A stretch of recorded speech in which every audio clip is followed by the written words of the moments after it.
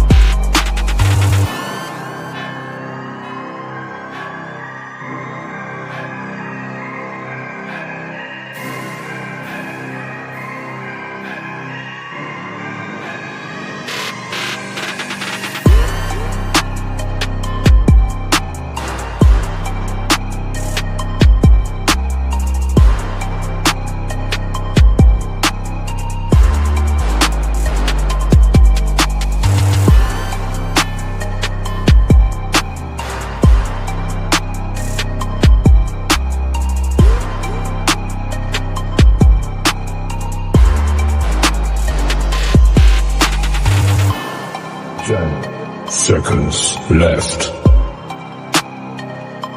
5, 4, 3, 2, 1.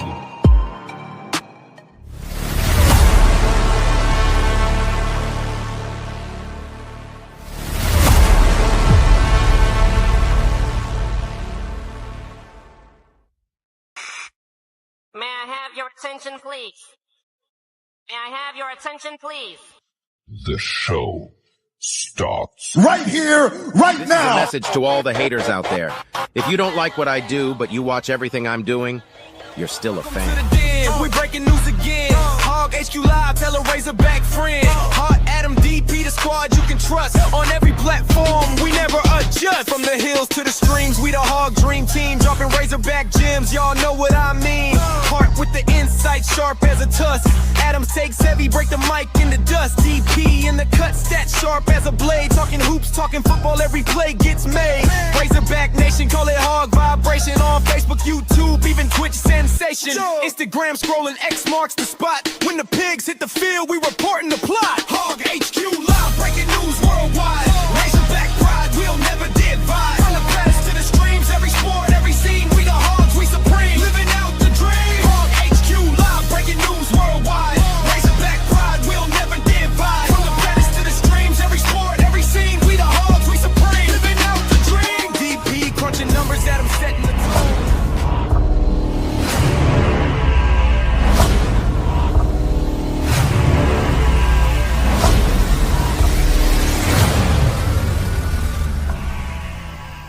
What's going on, everybody? This is your main man, Ox Smooth Baron, and you're tuned in to Hog HQ. Woo! Pig Sue! Wee! Go Hogs! Go Hogs indeed. Go Hogs indeed. As we get into the show, you know we're going to get into it. The finale of the Razorbacks basketball season comes to an end. Yeah, we'll talk about it, what happened, what could potentially happen for next year, who could be coming, who could be leaving. All those things will be included tonight. But as always, you know how we do it. Look, thank you for joining Hog HQ Live, brought to you by the Hog Talk Podcast. As always, you see it at the bottom of the screen. Tell a friend, and we're back again with another great episode, talking all things hog, transplanted Texan, Daddy DP, Petty Adam, and there's Hart. Hart is on the screen with us tonight. Hello, shout out to Ryan. Ryan, thank you for always being here, being early, and showing up for us. Jared, hold on. This is Jared. Hold on. Is that Justin again? Is that Justin? Because I think last week Justin was on under this. If it's not, let me know if it's somebody else. But what happens first, baseball or basketball, Natty? every time we talk about a baseball, Natty, I just the pop fly comes in my head and I get disturbed. I don't know. I really don't. That's a great question. Mm-hmm. I don't really know. I mean, I feel like it was going to be basketball or baseball, but after this weekend, I'm really unsure of what's going to happen in baseball. Yeah, we don't know what can happen at this particular point. Track and field. That's next. Basketball. Who was that? Transplant Texas at basketball because Nate Thomas exit. All right. Nate Thomas exit. Okay, gotcha. Oh no, my name is Jared. Okay, I'm sorry, Jared. I know it was somebody else who's usually on here who was under a different name last week. So thank you, Jared, for tapping in with the question. But now I feel like I feel entitled to answer that. Which is first? Adam, you said in baseball you need some luck. You need some breaks. Basketball we do. Baseball we just need to go buy a pitcher. I feel like. I mean, we look at the last few seasons of other schools that have won, whether it's been LSU, whoever else, like they went and bought Paul Skeens. They went and bought this pitcher, that pitcher. Mm-hmm. Arkansas's not had that pitcher. Yeah, we had closers that did it. Right. But we wouldn't spend the money elsewhere on getting those players. I still think it's going to be potentially baseball. Baseball is ridiculously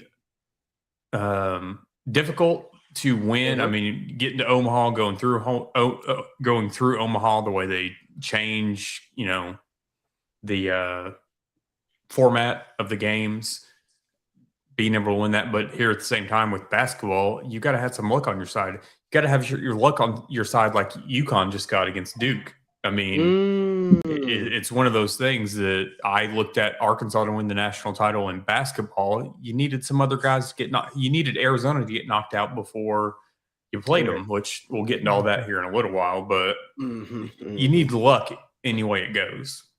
Gotcha. So, look, I'm off target. Let me introduce the guys. We talking, people don't know who we are. By a hidden coach. We've been talking about this for the past couple of years, Ty. This right here, this is Adam, and this right here, this gentleman right here is Hart, and I'm DP. Look, before we get into it, because we got to get into Hart's baseball corner, so we're definitely gonna get into some baseball and then talk about some basketball. Talk about what potentially could happen in this portal with this basketball class. Talk a little bit of recruiting, things of that nature. Shout out to Sam Pittman. I just like to throw out his quotes every now and then. Hell of a guy. It was a bad coach for us. Yeah. Hogs just need to get in Duke's bracket and meet them in the Elite Eight. No, for real. That's not bad at all. No, for real. You know what I'm saying? Like, those are the things, like the way we played them earlier in the season, like the way our team improved, we could definitely would have beat Duke if we'd have ran across them again, I feel. But who knows? But with all that being said, let's go ahead and get into the show. Pro Hogs real quick before we get into the baseball corner. Yeah. So the only thing I really have on Pro Hogs, I'm just going to do an update on Moses Moody. What was it? A patellar tendon. Yeah. So he had surgery and his timeline could extend well into next season. So I know we have a multitude of Pro Hogs right now, especially in the NBA, but right now that's the biggest news really is Moses Moody is going to be out more than likely well into next season, depending on how his recovery goes with Golden State. So don't expect to see much from him. Of course, we'll update as they update stuff on him. And then in other news that, it doesn't affect Pro Hogs necessarily, but with the NBA approving 2 expansion teams, the Seattle Supersonics will return, and Las Vegas will be getting a team. So the Oklahoma City Thunder will be giving back the city of Seattle all of the Supersonics history. 2028, side note, Kevin Durant will be out of his contract with Houston, so I expect to see him go back to Seattle to end it. But maybe you'll see some things go because with the expansion teams, the draft works a little bit differently. So we could see some former Hogs on the move. Who knows? But the NBA will be expanding to 2 more teams. Awesome.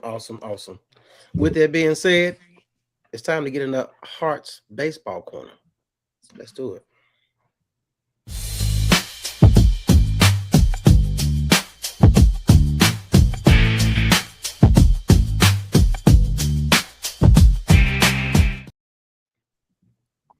All right. Well, it was a rough week, as most of you know.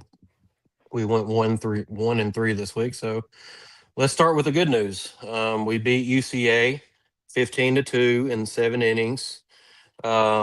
We trailed them 2-1 until the 5th inning. We only had 2 hits in the first 4 innings. That was a Zach Stewart home run and a Micah New sacrifice bunt.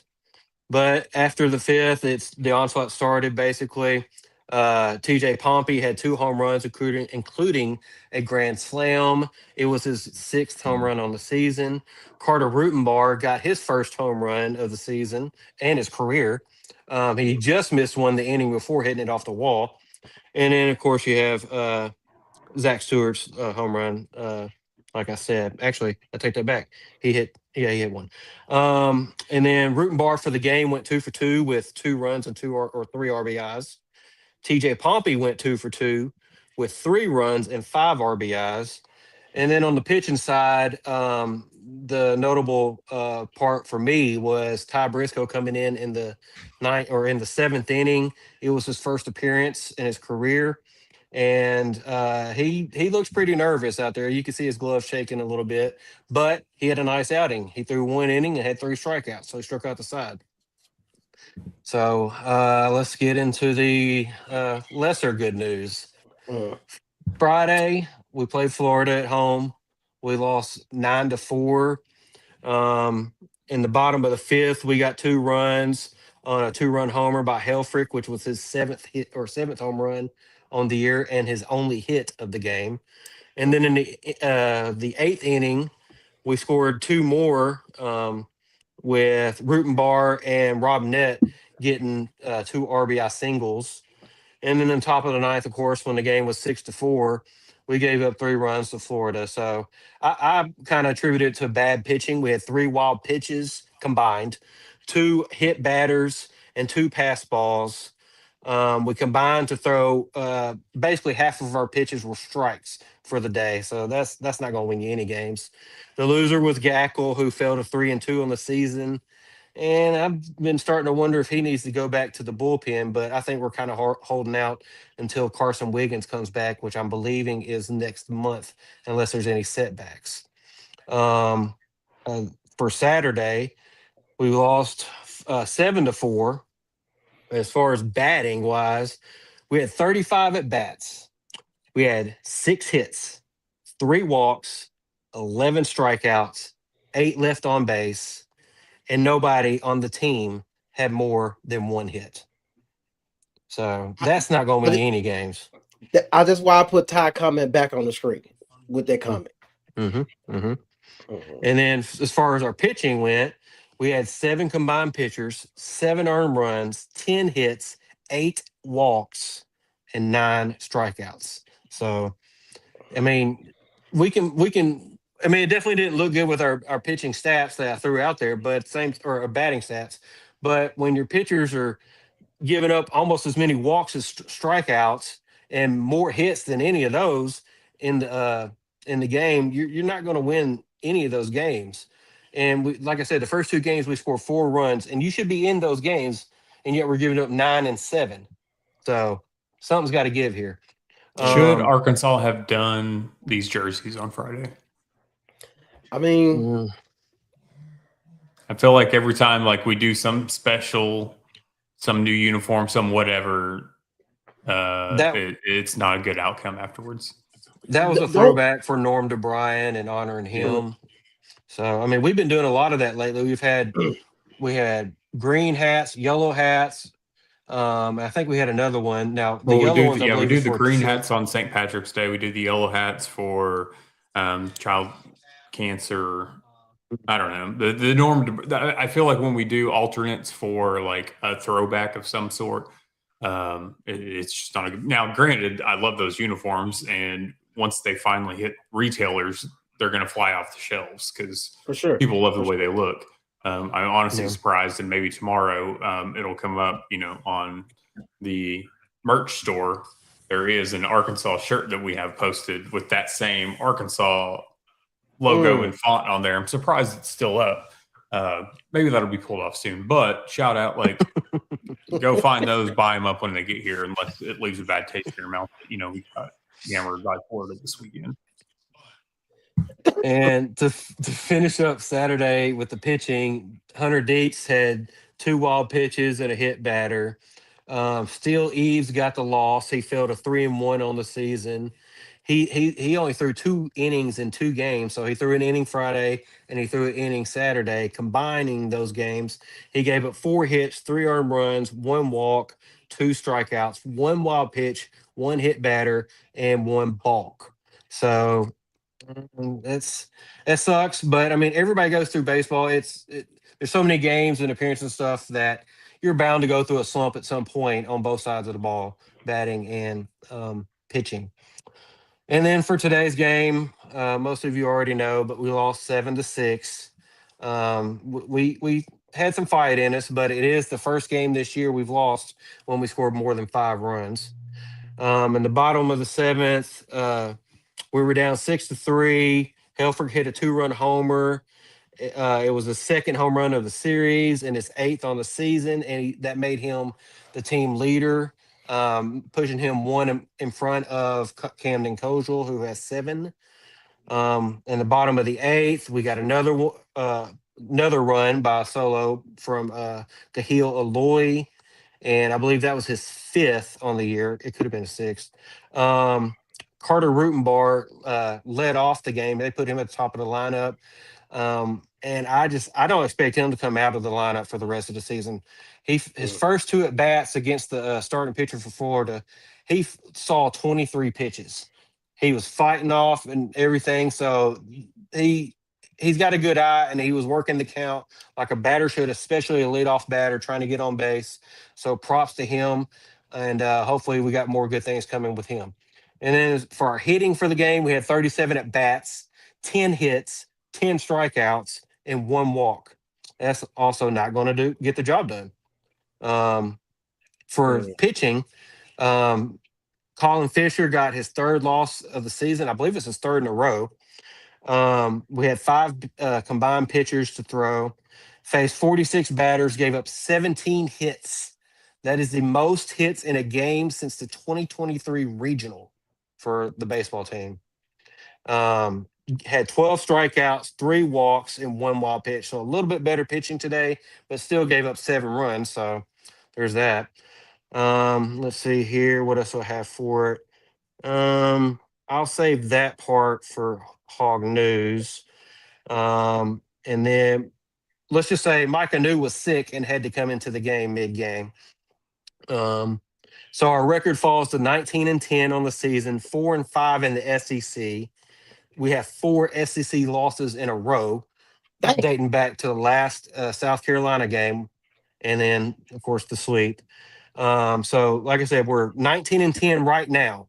To give you a little bit of perspective, last year we went 50-15. The year before, 2024, we went 44-16. Our last 20-loss season was in 2022, where we went 46-21 on the season, but we went 18-12 in the SEC. So yeah, so that's great statistics. Thank you. And so this week, what we got coming up are all away games. Actually, we only have 1 home game in the next 2 weeks. Tuesday, we go to Springfield, Missouri, and face Missouri State. That game's at 6:00. And then we have a Thursday through Saturday series at Auburn. And Thursday night's game is at 6:00 and can be seen on ESPN2. Gotcha. So that wraps up the baseball corner. I do wonder, everybody's on Nate Thompson, and somewhat deservedly so, but when you're giving up 7, 7, and 9 runs a game pitching wise, do you blame it on the batting when you're scoring 4, 4, and 6? Or do you blame it on? It's the lowest hanging fruit. I think people just sick of his ass. Like I think people feel like if you move Thompson out of the role and get a better hitting coach, then the outcome will be better. Now, who's to say that really can happen as opposed, you know what I'm saying, related to what you just said. But I think that's the lowest hanging fruit, and people just sick of his ass and just waiting for some results.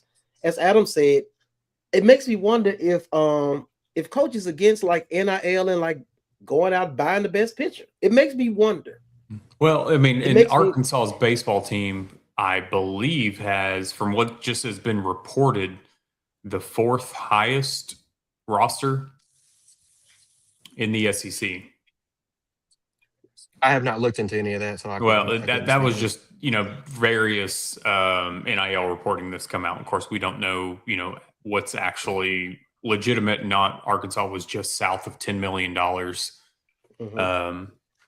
But they were at like number 4. And I mean, between 1 and number 4, there was like only a $2 to $3 million difference.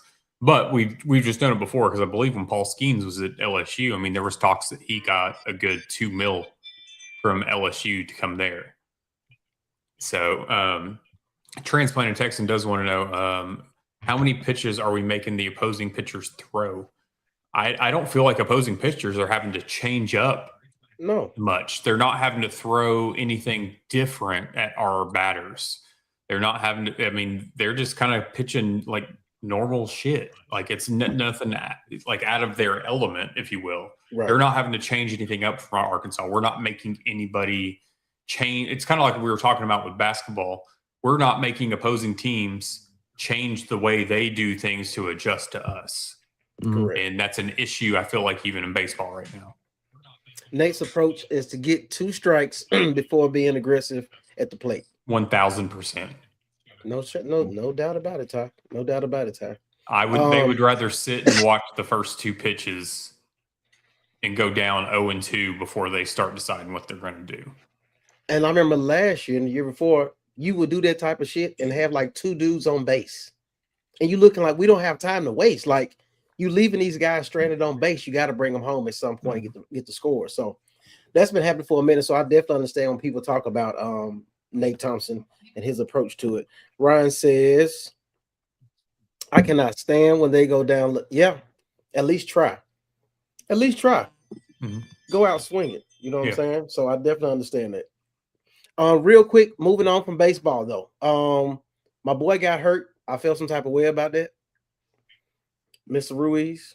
Yeah. We'll definitely we'll touch on him at the end. Yeah. All right. Also, you talk about Gackle.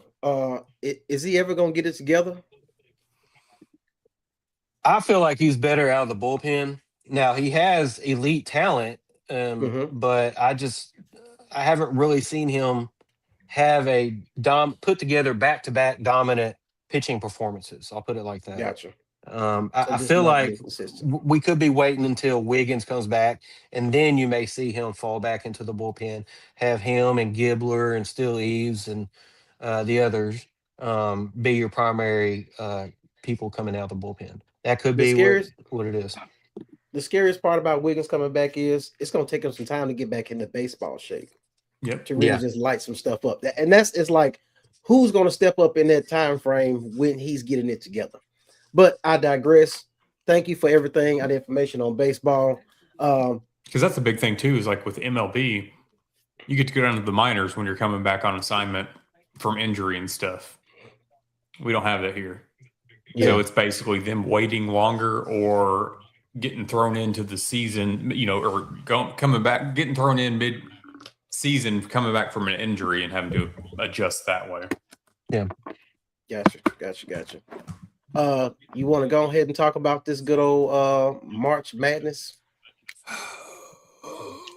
Decide. Hey, it's NCAA tournament time. If you don't think you can win it, then you shouldn't be in it. Let's go to work. It's time for the 2026 Hog HQ Tournament Bracket Challenge. Heart disappears somewhere. Who knows? Who knows? He'll pop back in at some point. All right. Maybe. I'm waiting for it. Let me remove that. Oh, there we go. Look at that. There you go. So, yeah, current standings in the Hog HQ Tournament Bracket Challenge. We have Maliko 68. Hang on, did Hart just come back Add in? him back. Yeah, I can add him. Where'd he go? Oh, yeah, where did he go? Hey. There we go. Wait, let me remove the other one. Maybe. Yeah, Okay. The way you just said, hey. I'm talking now. Hey. Hang on.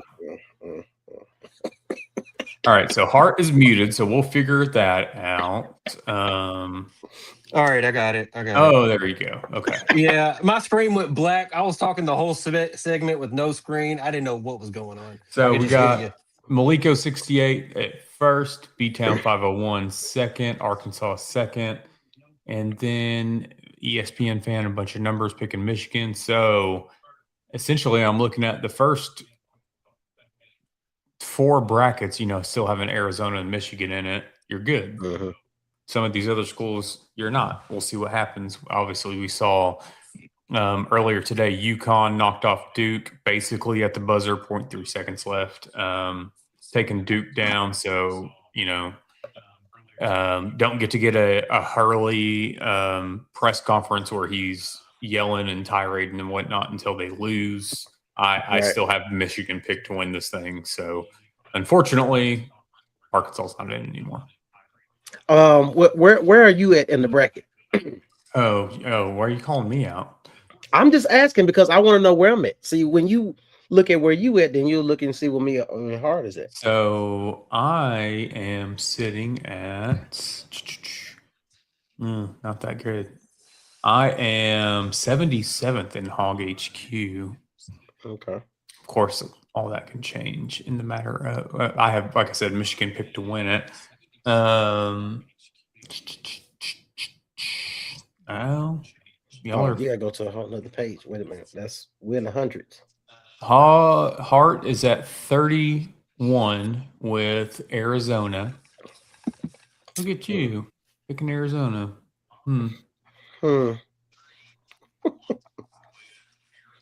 TP, I don't know where you at. You're. I'm probably that further down, but I picked Michigan.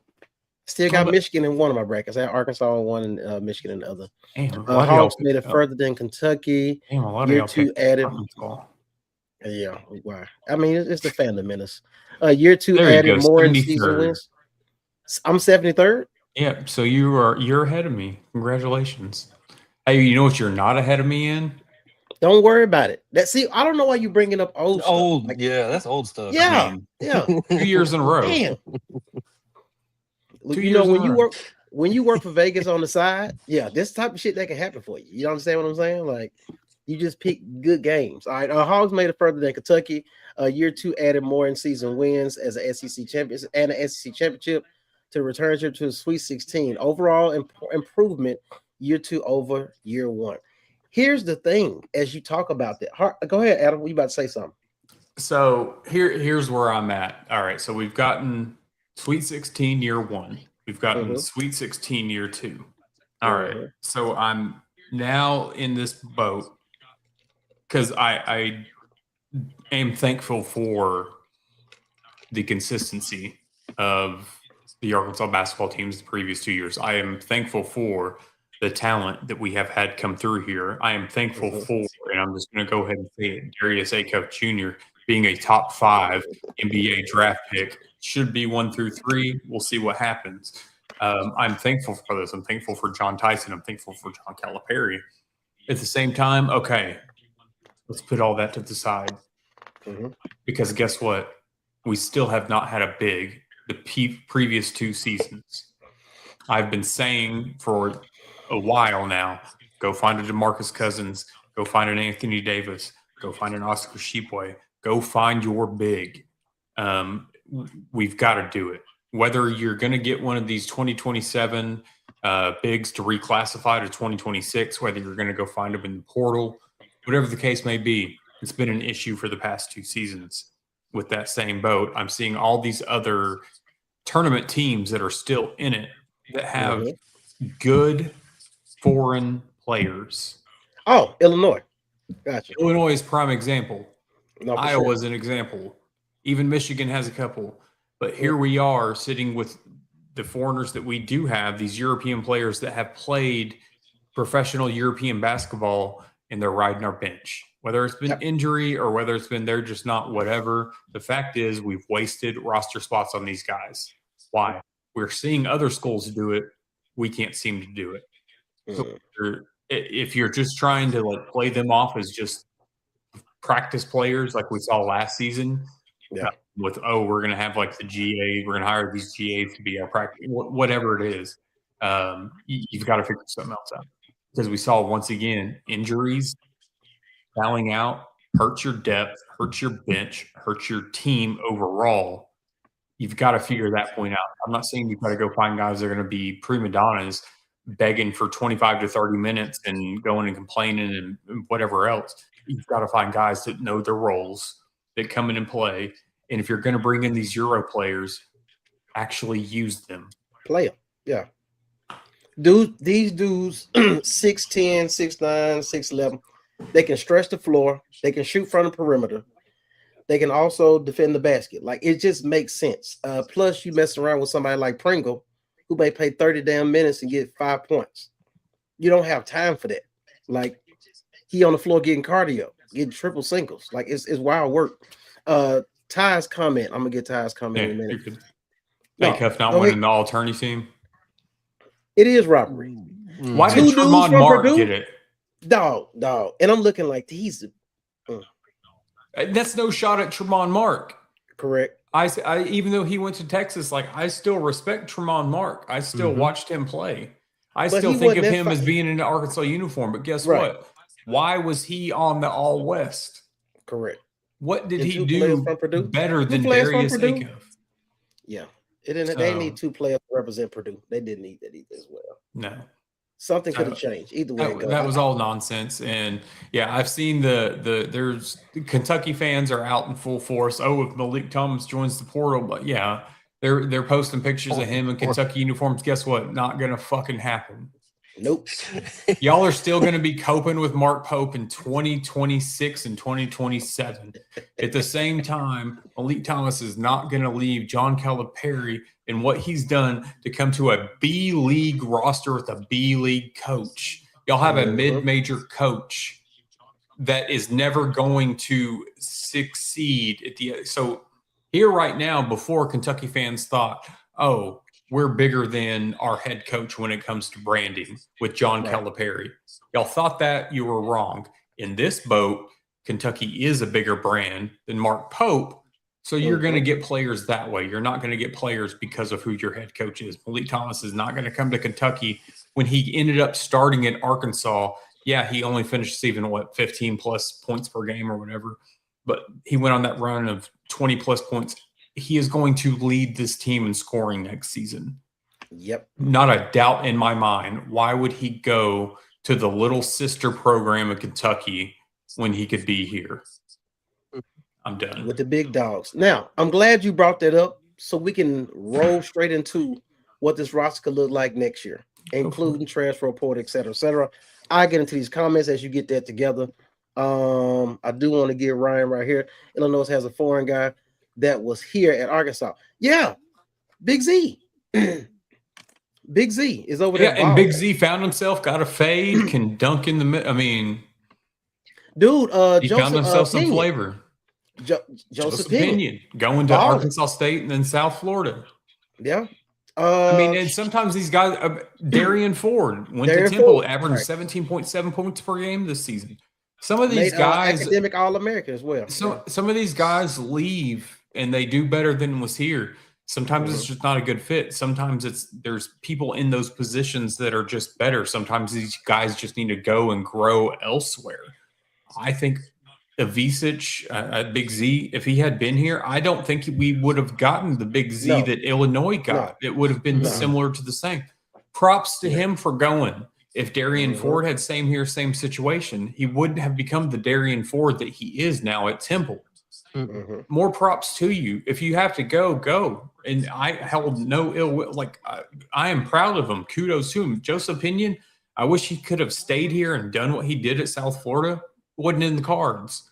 I'm still going to root for you. I still don't think you can play defense, even though you had however many steals this season. But that's neither here nor there. It's just one of those, like, I don't hold any like ill intent towards these guys. Even like I was saying, Tremont Mark, I still watched him this season.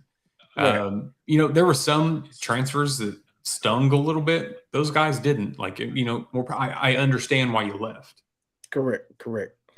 We got a 5-foot dude on the bench. Do you think Amir Brown is the MVP of the bench.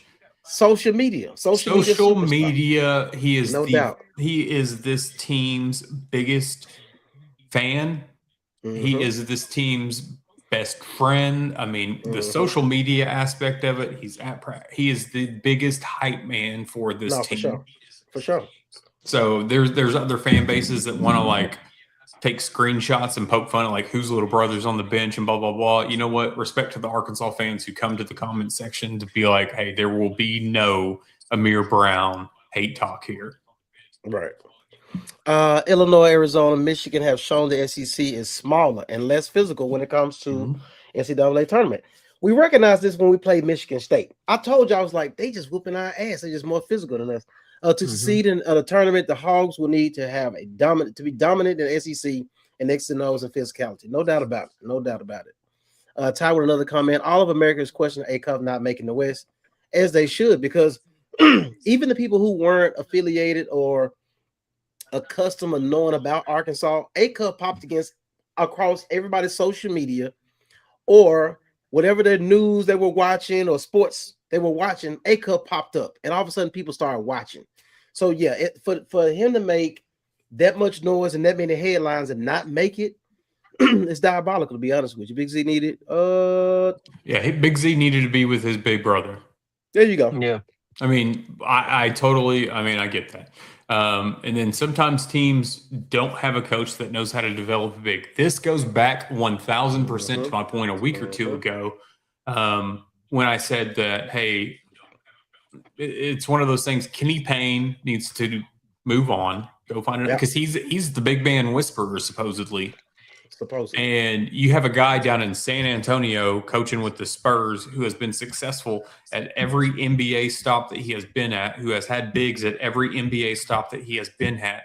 Oh, by the way, is from Russellville, Arkansas. Oh, by the way, won the 1994 NCAA National Championship, a man named Corliss Williamson, who has had a successful coaching stop everywhere that he has been outside of the head coach at UCA. Correct. Bring him here, send Kenny Payne, let him go wherever, and let Corliss Williamson coach the bigs here. I have been saying that, and I'm going to stand on that. Throw the bank at him as an assistant coach to bring him back here. I don't understand why that's not happening. It's a lot of that going on across the board in multiple sports at Arkansas. I'm glad Ryan Silverfield. I got to throw Ryan Silverfield shout out in there. But glad what he's doing as far as bringing back former players. We need that across the board. Like, no matter what era that you recognize or you are part of the Razorbacks very in depth, like, it's key to bring those guys back. Like, the younger guys need to understand the history of what these guys brought, the fact that their jerseys are looked at and revered, the way that they played the game, the way that they love for the Razorbacks and the fans. That needs to come back so these younger guys can see that. It's pivotal that we have those guys come back and be a part of the program. So it's definitely something that needs to happen. You can also look at it this way. Okay, when players leave us and do better, that's great. But when they come here and aren't the same, it's i.e. Pringle. Well, that's my issue too with, like, I'm going to still use Malik Ewan in this, even though we had some great games from him. But Ewan and Pringle, they were good. They were bigs on bad teams. And they came here. They were showing out for bad teams, bad rosters. So I feel like in this mix, in this sense of the world of NIL, transfer portal, whatever, I mean, you need to go find some bigs on some good teams, because South Carolina and Florida State were not good. So, it's one of those with Malik Ewan and Nick Pringle, like, hey, you were a good player on a bad team. So is it because your whole roster was bad and your coaching was bad, that's why you shined? because there was nobody else to go to. You need to go find. It's whether they were on the bench or not. There's some bigs that have come out right now. I believe Oregon, Utah. There's some others.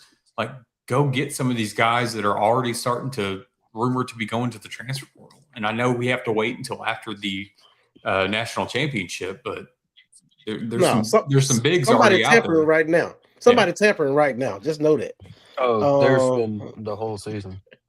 Exactly. Let me get that real quick. You could remember, remain on the roster as long as Leak and Billy are on the roster. Yeah, since Billy seems to have adopted him as a right-hand man. No doubt about it. Yeah, man. Him and Amir and Malik Thomas have been friends for years. It was kind of a package deal with them two. I'm not mad at it. You know what? No. Hey, if I had, my best friend that was just like, hey, you want to come to this college with me and get NIL money and rev share money? Like, sure, go do it. Yeah. But at the same time, he shows up at all these practices. He's there, and everybody loves him. And at the same time, he gets all the social media views because the fans love him, the players love it.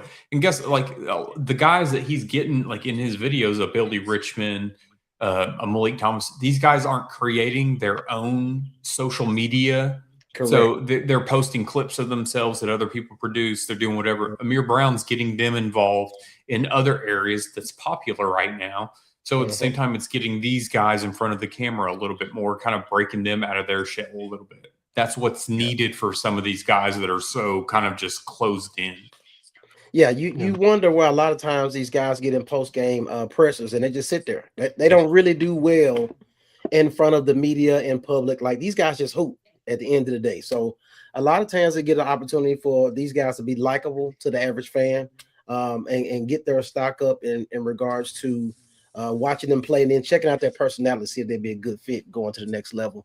Not sure if anyone has said this yet, but Arkansas softball won 2 out of 3 this weekend against number 5 Florida. Go Hogs! Look. They won on a walk-off home run. They won the series today. Awesome. Hey, man, I shout out to them. They were, I think, Arkansas is number 8 or number 9 to beat up number 5 Florida. Won the series on a walk-off. I love it. So at least somebody from Arkansas was on the winning side of things this past week. Y'all talking about your boy from Georgia? He's not that big. Yeah, I mean, it don't cost that much to get that dude from Georgia. Like, we seen him dog walk us in the damn paint, rebounding, blocks, intimidation factor. Like, that's the type of dude we need, and we still need a 7-footer that can shoot from the perimeter. And we'll get into the roster for next season and possibilities here shortly. Hog fans need to think higher. Kansas forward. Bedingus, yeah. If Self, see, and that's the thing with Bill Self too. I'm like, there's the reports he's retired, and then he's like, no, I'm not retiring. I'm still thinking about it. I'm still whatever. Fact is Kansas and Bill Self, they're going to slow play this. He's going to end up leaving. But so the fact remains is right now, North Carolina is the prime job opening. North Carolina is going to go get the coach that they want. And then Kansas is going to come out. Bill Self's going to retire. They're going to play. The perk to being Kansas is you're still a blue blood. Not knocking that, but at the same time, if Bill Self is going to retire, he needs to do it now. So, Pitino. St. John's just signed Rick Pitino to an extension because of these openings. Yeah. So he got a raise. He got an extension. So that's that they were basically like, no, we got to lock this guy up. Hey, Miss Teresa, I see you jumped in. We talked about baseball, but you made sure to come in. Your first comment was Fire Nate Thompson ad. I think that's our first comment every day. So, if I was North Carolina, we talked about this the other day. I'm in the boat of Jerry Stackhouse. I wonder if he would have similar success to who's the coach that they just let go? Sorry ass. Anyway, Hubert Davis. So I think Jerry Stackhouse is a better coach than him. He's a better recruiter than he is. I just wonder if they would have similar success, whether it's Kansas, whether it's North Carolina, whether Mark Pope decides he's going to leave Kentucky. any school opening, I would be throwing the bank at Billy Donovan. But I know that Billy Donovan probably has an issue with NIL transfer portal since he's been out of the NCAA. I would be throwing the bank at him regardless. Jared, I see you because you're not the only person that said this. Nate Oates is rumored to be, that's in the that's out there. I think he's only 3% on the vote or on the betting boards with Vegas because I've got the intel. At the same time, get Nate Oates the hell out of the SEC. SEC, that's all I'm saying.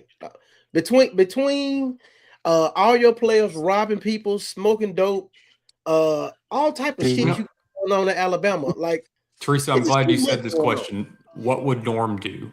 I'm actually going to use a more current reference. What would Courtney Deifel do?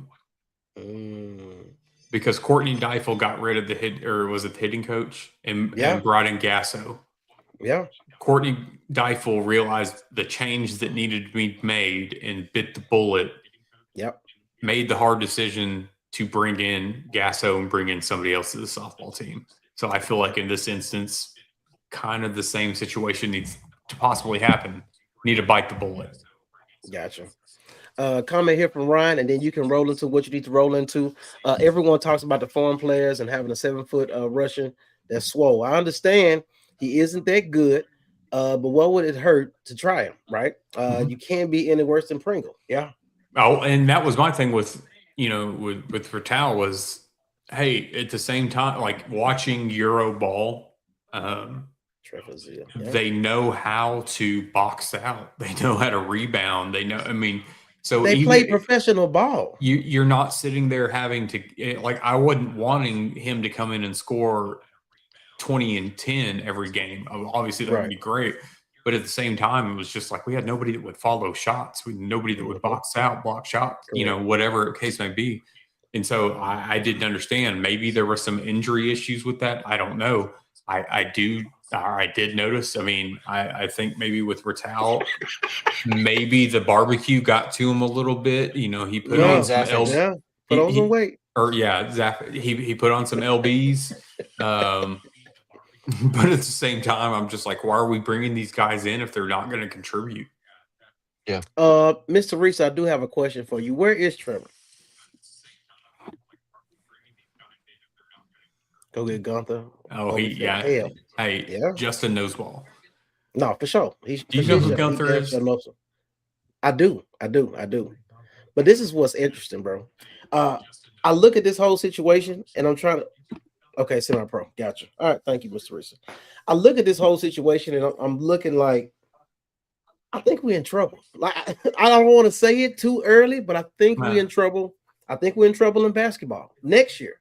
This is what's interesting about these rosters.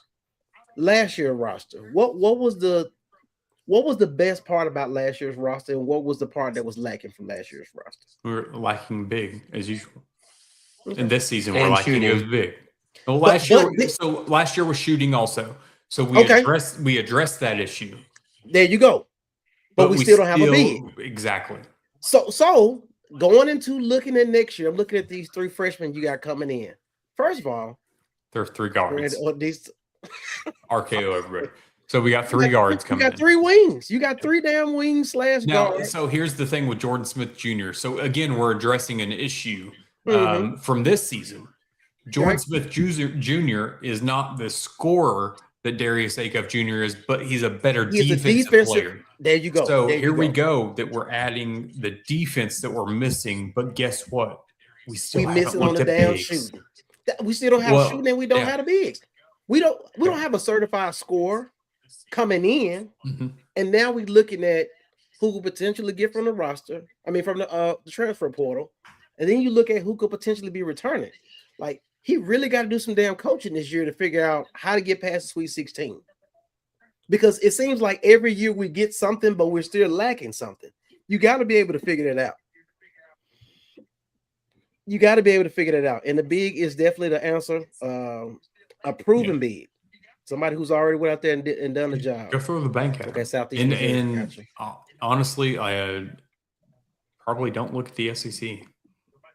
Well, yeah, I was about to bring that up because technically last year we got Adu from Tennessee, He didn't show up until tournament time, and he Hell was scoring no. 20 points in the tournament, but Right. it wasn't all year. Do we want to go Go into to the roster Midwest. talk for next Let's do season it. and all That's that? what All right, that's what let's I'm just talking go about. ahead. We haven't played this in a minute, so let's play it right quick. It's time for some hog news.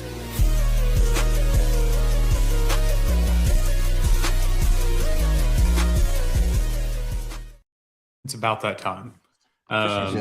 So let's just go into next season. So this is next season basketball. This is not for certain. This is just how things are on the surface right now. So this has to do with who still has eligibility and who could be coming back. So Billy Richmond, he is going to have to make the decision. Does he stay or does he try to go to the NBA? I personally think he stays for another season. We'll see what happens. I think he could test the waters like we saw with Carter Knox to get grades and such. I think we're going to see Billy Richmond back in an Arkansas uniform. DJ Wagner, I think he stays. He could have the possibility of transferring. I still think he is loyal to Coach Calipari, but I could see him transferring somewhere else to where he can have more playing time, especially when you have these guards coming in again, like we saw from this season. Carter Knox, same boat, stay or transfer. I don't see Carter Knox returning in an Arkansas uniform, or at least I thought that a couple of months ago. Seeing Carter Knox as he got a little bit healthier, closer to coming back, seeing him on the bench, seeing him in some of the videos and pictures of this team celebrating, things of that nature, I feel like there's a bond there. So I feel like that's going to be a decision that Calipari and Carter Knox are going to have to sit down and really have a heart-to-heart, if you will, on what's going to get him to return to Arkansas. But I said it a few weeks ago. I don't see Carter Knox returning. Maybe it'll happen. Blake Thomas, NBA or stay. There's no transferring somewhere else. Nope. He's still on some NBA draft boards. We'll see what comes with that. I think he is one that, you know what, go to the combine, get some draft grades, see where you're at, make the decision. If you come back to Arkansas, guess what? You're going to be the leading scorer. You're going to lead this team. So it's a matter of, do you want to flirt with being late first round, early second round, or do you want to come back next season and make yourself a lottery pick? I think that's where he is at right now. Isaiah Seeley, stay or pushed out. That's one of those. I mean, he pushed out. There's not space for him with these three guards coming in. So it's, do you want to stay and be a Razorback and go through this again, or are you going to be like a Darian Ford, a Joseph Pinion, one of these other guys that, hey, you're going to need to go somewhere else to get the time you need and the limelight you need? Let me chime in on that one real quick. Yep. That bothers me. And the reason why that bothers me is it's always the kid that's from the state. When we say we want 1,000% from the state. So is JJ Andrews going to be that player this next season? He's a McDonald's All-American. I'd say no on that one. But I get what your point. Yeah, that's just my point. Yeah. Right. That's the thing. And I'm looking like, why is it always the guys that's from the state that's quote unquote not good enough? Yeah. Then they go somewhere else. Like we talked about Pinion, we talk about Ford, we talk about these other guys who went other places and succeeded, had success. Yeah. It's just hard because of the people that you do have coming in. There's too many guys playing the same position. That's the problem.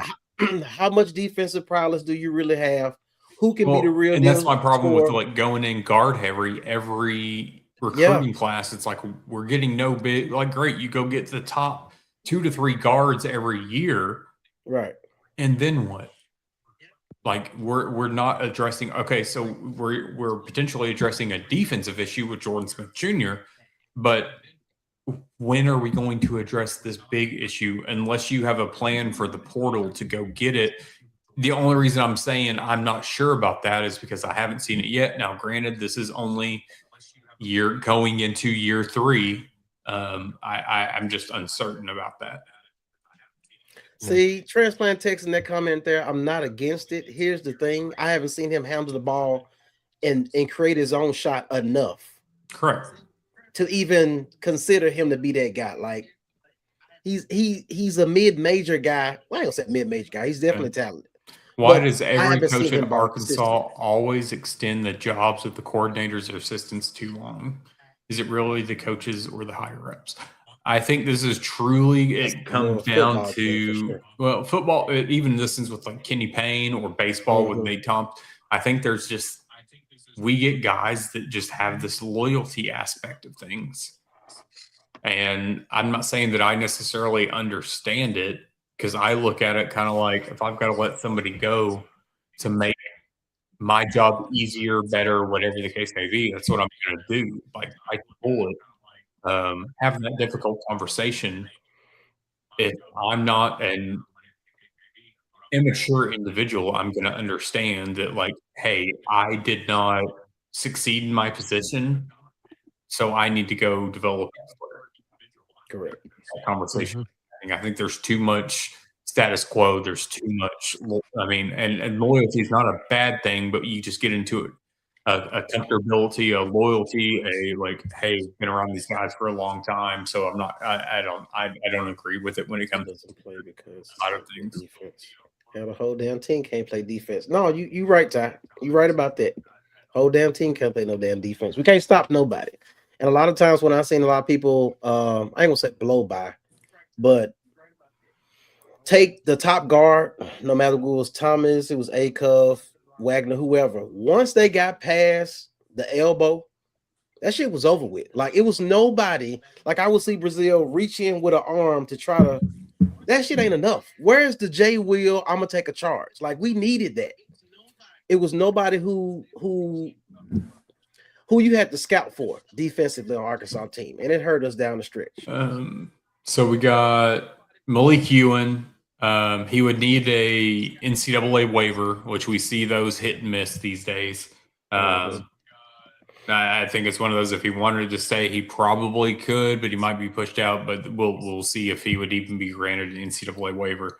Paulo Samito, he was the redshirt freshman, 7'1". If he wants to stay, I think he'll be allowed to stay. He might be pushed out though, but this comes down to one of those things. It was a guy, I believe he was dealing with an injury when he got here or surgery. Didn't really, I mean, he was here, but he wasn't here when it came to practice and stuff. Elmer, 7-foot center. We don't really know. Yeah. Pushed out. I mean, the foreigner, the bigs, we're pretty unsure. Same thing with Kareem Rattal, redshirt freshman, 6'8", kind of. He had a back procedure. What's going to happen with him? So two of those guys, we're just really unsure of where Calipari and Arkansas is going to go with this. Real quick, Ryan, who is JT? Who is JT? Now, Adam, to what you just said, and Hart, I've actually you chime in at some point. Look, Mr. Reese said she could have made it to the rim. I mean, crossover, fillet. But my question is this: out of the guys that Adam just mentioned in this, who was the most important at returns? Malik Thomas, Billy Richmond. Yeah. I think it. So looking at this current roster, I think that Billy Richmond, Malik Thomas.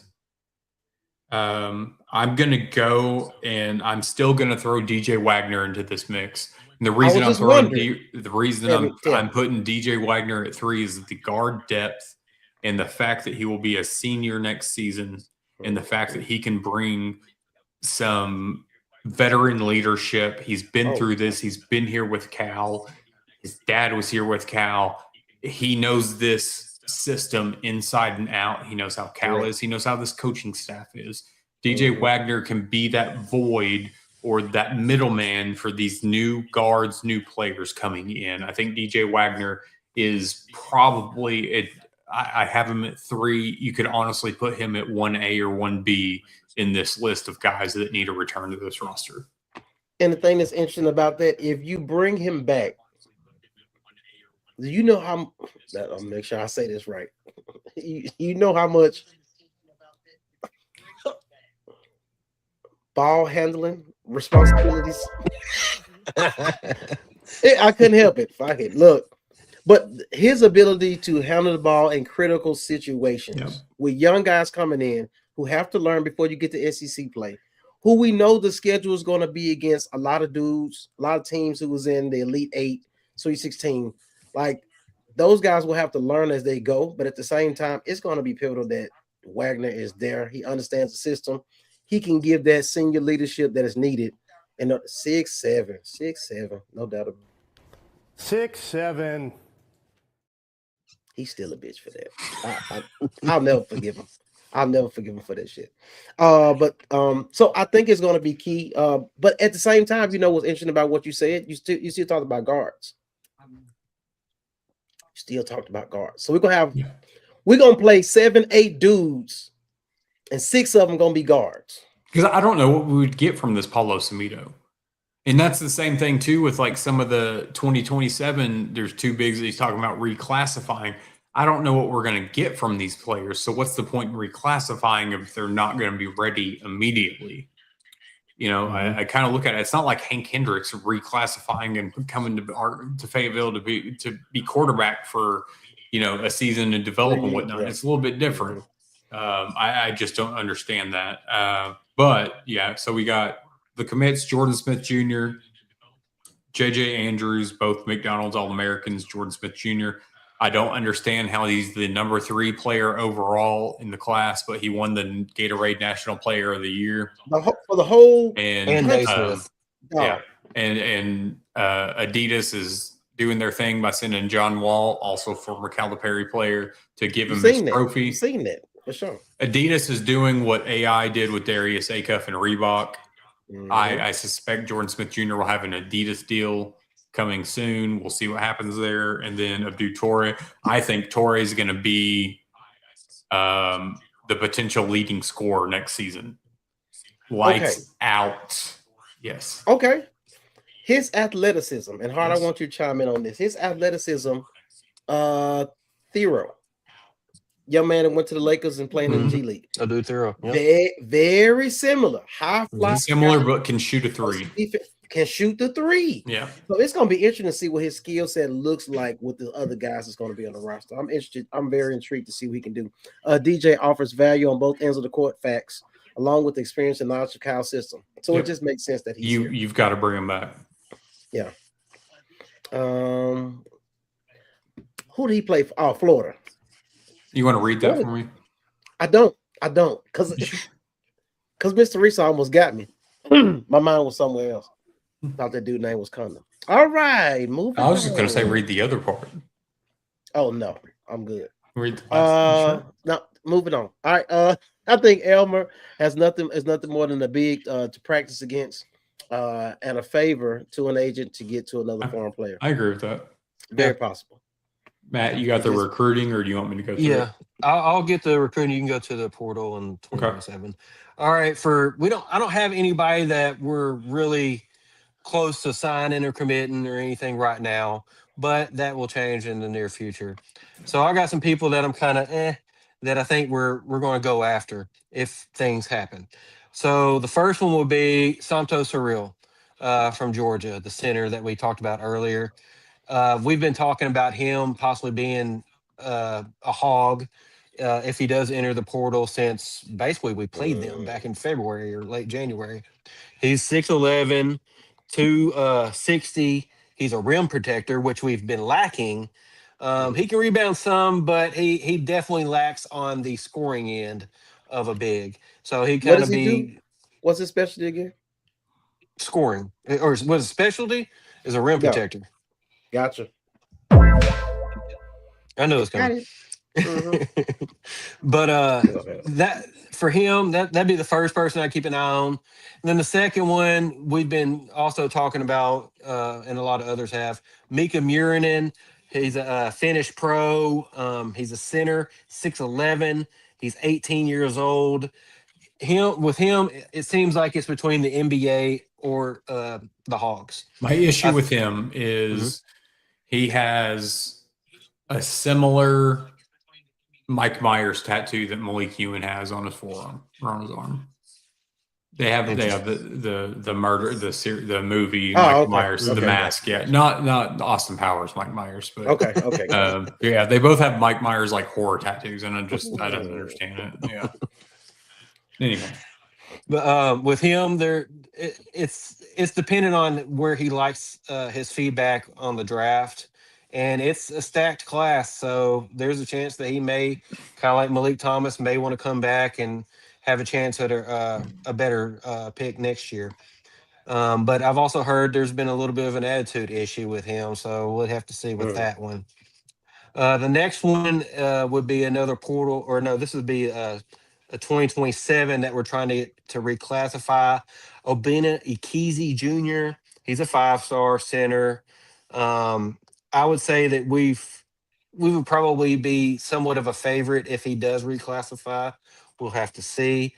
The second one that for 2027 we're trying to get to reclassify to this year would be Paul Osaruri. He's also a 5-star forward center player. So there's some bigs, but then you got lacking of experience and possibly physicality that you got to worry about, which has kind of been an issue we've already been dealing with. Another name that I've kind of seen around, Dylan Mingo. He's a 5-star point guard. We're not in his top 4, but that could change. So we could be making a push on him. And then Christian Collins, another 5-star. He's small forward, kind of the same situation, but he's kind of between Kentucky, USC, UCLA, Vandy, and Illinois. But we have reconnected with him, so we can see where that goes. And I got some people that are on the downtrend that have been names in the past that people continue to ask about. Brendan McCoy Jr., that could be changing, but let's wait and see on that one. He visited back in September 5th to be exact. The way it's been, of course, I haven't really reached out to update on this one, but the last note I had on him, he was between Miami and Michigan. So we'll see what comes with that. But we were still in contact with him. Another one that people have asked about, Tyron Stokes. He's a guard, also 5-star. He's 6'7" point forward. I don't think it's going to happen, but we are circling back to reconnect with him. So we're not going to pay that. That's exactly what the next line was. Not likely to pay that money and to have a bunch of dollar signs with it. No, we're not going to pay 2 to 3 plus. Just like there was a comment earlier about JT Talon. We're not going to pull a Texas Tech and pay $2 to $4 million for a player. Right. And then people want to ask about Caleb Holt. I don't see that happening unless UK doesn't get Tyron Stokes, and I don't see that happening at all. I think he's the least likely out of all of these.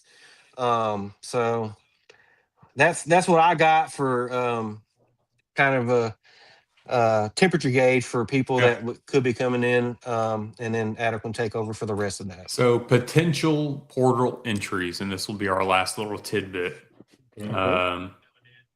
Yes, as already been mentioned, Somto Cyril from Georgia, center, 6'11", 260. As Matt said earlier, a rim protector. He doesn't rebound or score much. Of course, against Arkansas, he did both. So that was one that was basically came down to Arkansas and Georgia and his recruiting out of high school. Georgia is what it is. And he would also fill the void that Miss Teresa asked about. Said we need a thick, stout, thick man. Muhammad Silla, Georgia Tech center, originally committed to Arkansas, 6'10", 240. He's obviously in the boat because Damon Stoudemire is no longer their head coach. So we'll see what happens there. Alan Graves, Santa Clara forward, 6'9", 225. Kwame Evans Jr., Oregon forward center. He was one of the recent announcements that was coming out or going to enter the transfer portal. Former 5-star, 3 years at Oregon, 6'10", 220. Cal recruited him before. There is mutual interest. I believe he averaged like 13 and 6 or 13 and 8, something around those. Something like Trevor Brazile averaged, I want to say, Xavier Edmonds from TCU forward, 6'8", 245. If he enters the portal, Arkansas will have interest. Donnie Freeman, Syracuse forward, 6'9", 205. Adrian Woolley, Louisville guard, 6'4", 200. If needed, like we said, we're guard heavy. So we'll see what happens. Marcus Burton, same boat. Notre Dame guard, 6 foot, 190. Khalil Whitney. If Arkansas goes this route with G League players, played at UK in 2019, former 5 stars, 25, 6'6", but he has 3 years of eligibility. So we get into the Bediako situation and the NCAA and what will happen in Keanu Dowles, the Utah forward. He just entered a day or two ago, I believe. He averaged like 13 and 8 at Utah. So he is one that no matter where he ends up, he's going to be a hot commodity. So we'll see what happens there. And then the only other bit, I mean, 2027 is a far ways away, but Beckham Black is still continuing to rack up offers around the board. So let's hope that Coach Cal will bring Anthony Black's younger brother, Beckham Black, home to Arkansas. Gotcha. Appreciate the insight on the recruiting and the portal, gentlemen. That has been very insightful. I've seen some, I think there was Jared's comment about he hasn't used dominant. That's why I pulled up twice. Went away from using dominant bigs besides the 2 years of Oscar Sheetway. Do anybody remember the time when Coach Cal did platoons? Like he had that many dudes on the roster. Like I wouldn't mind seeing that. You Devin can have Booker all was these a damn sixth man. Devin Booker came off See what the I'm saying? bench. Right. Even I'm Reed not mad. Shepard, most recently at Kentucky, came off the bench and he was drafted, third overall in the NBA draft?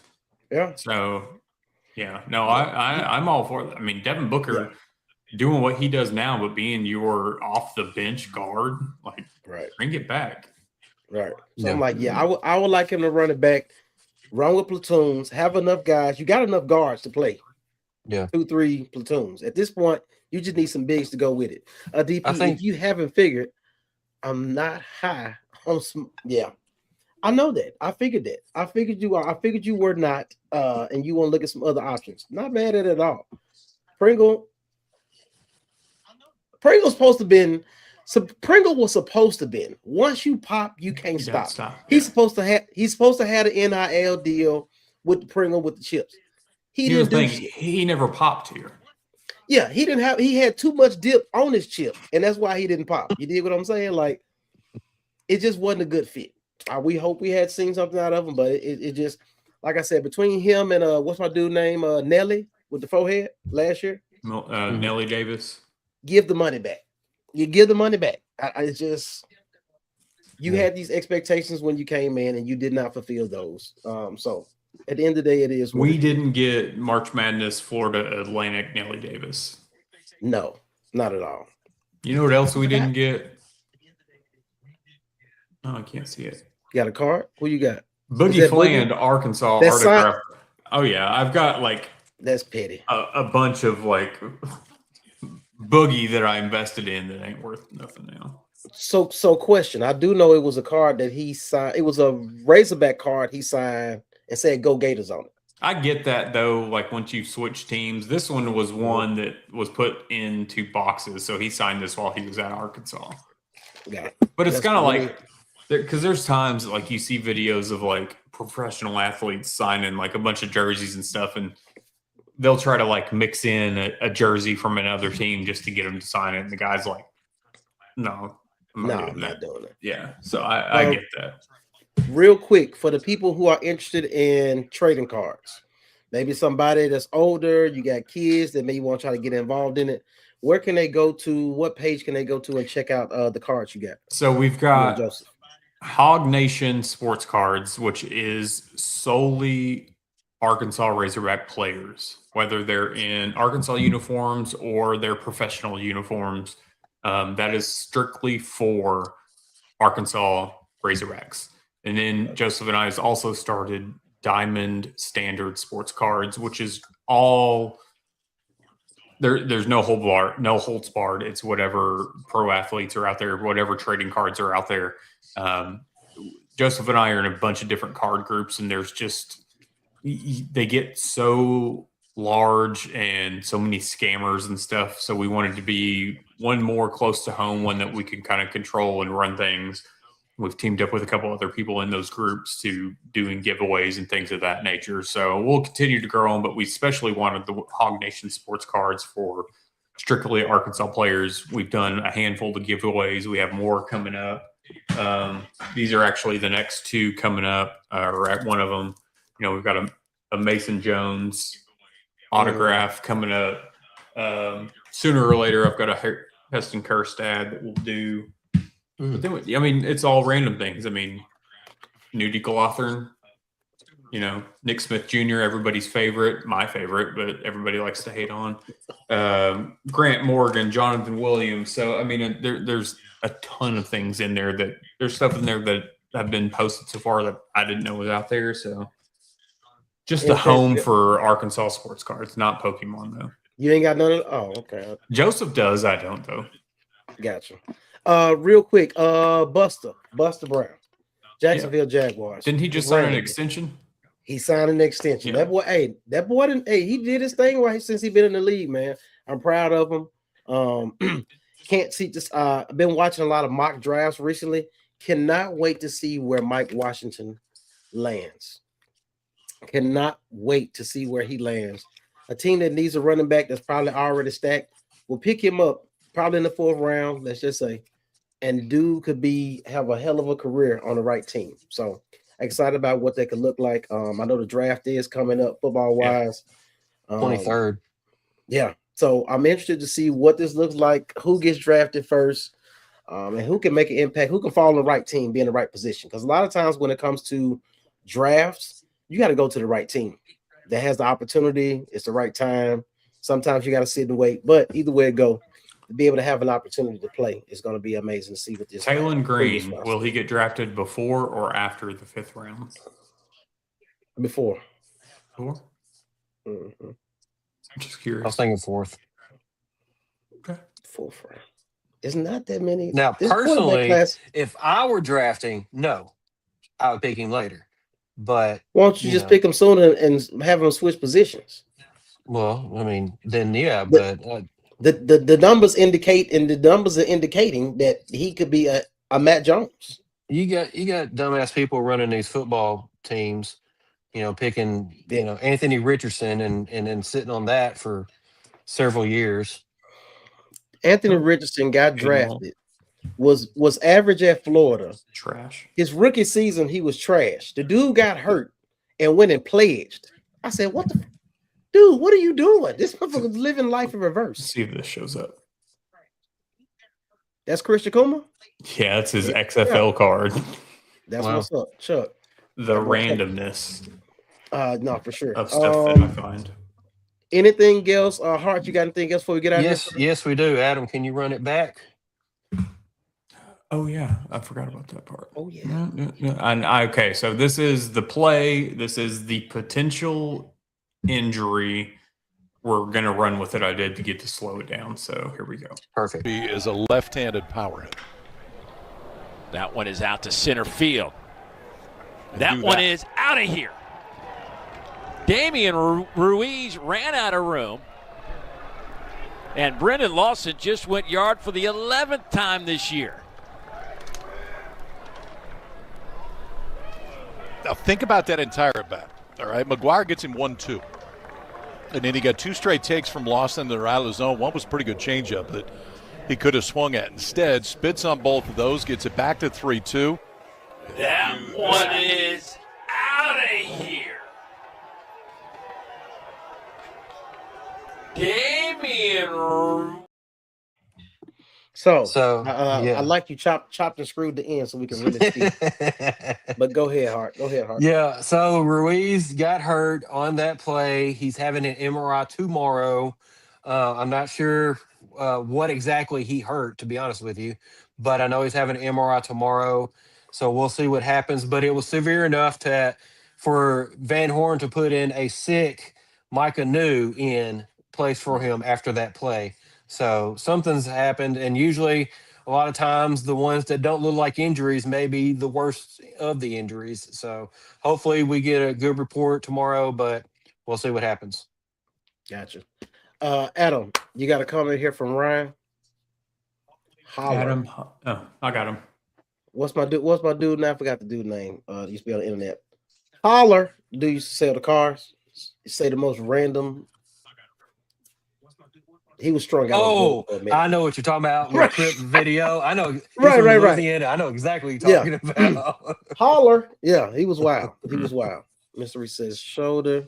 Because I mean, they were talking about him limping after that, but I didn't see him limping. I feel like it was overextension of his arm, his shoulder area.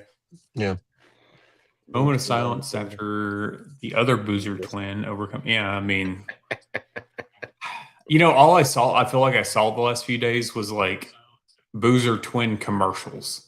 Yeah. I'm looking like when they start getting all these commercials. Farm, where there was whatever else. It's almost like they manufacturing their celebrity. I'm like, what?